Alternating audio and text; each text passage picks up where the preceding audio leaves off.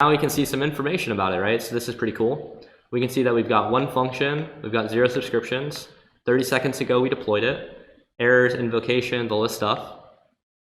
We can see timeouts at 6 seconds, memory is at 1024, type is AWS, here's the account ID, all this information.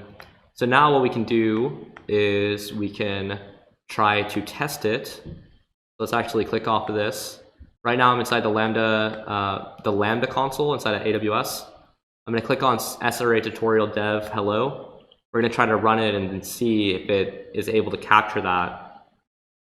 So let's go to configure test event and then say test 1, create, and then test. So this just finished executing. We can see that it executed successfully. Now let's switch over to this serverless enterprise here and take a look.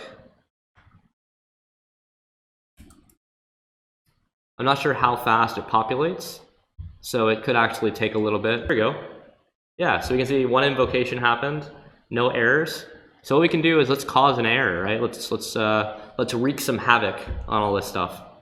So to do that, oh, look at this. You can see that it added some code up here. It says serverless SDK, and then it grabs a tenant ID, application name, app UID, tenant UID, all that stuff. That's interesting.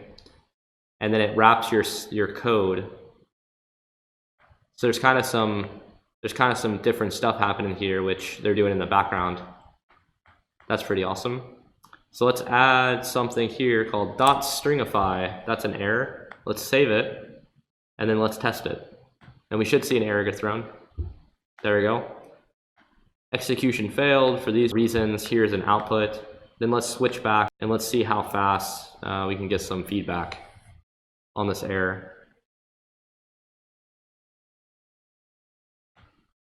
So I'm going to click on this chart here. So we can see we've got one error. We've got a syntax error. We can see it happened at 2:42 p.m. It was occurrence of 1.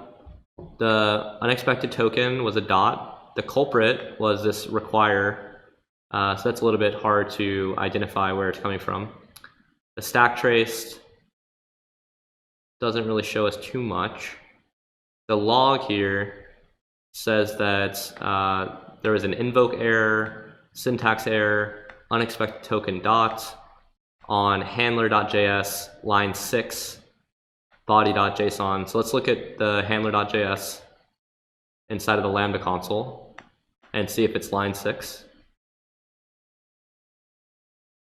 And we can see there it is. It is line 6. So let me switch that back. We'll save it. We'll test it one more time just to make sure that it's working. And there we go. So this is actually a pretty cool feature of the Serverless Enterprise solution.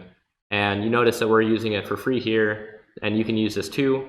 Down here, we've got some additional information. We can see invocations, we can see the errors, we can see cold starts that are happening. So we can see that there's 2 cold starts. We can see the duration of our function. So we can see how long it took to run in milliseconds. We can see there's no timeouts. And then we also get this kind of cool bar chart here of there was 3 invocations, 1 error, and it kind of gives us a very high level overview of everything. So with that, I'm going to cut the video off. This was a serverless enterprise solution. Pretty freaking cool. In the next video, we're going to wrap up this entire section, and then we'll go from there. Thanks.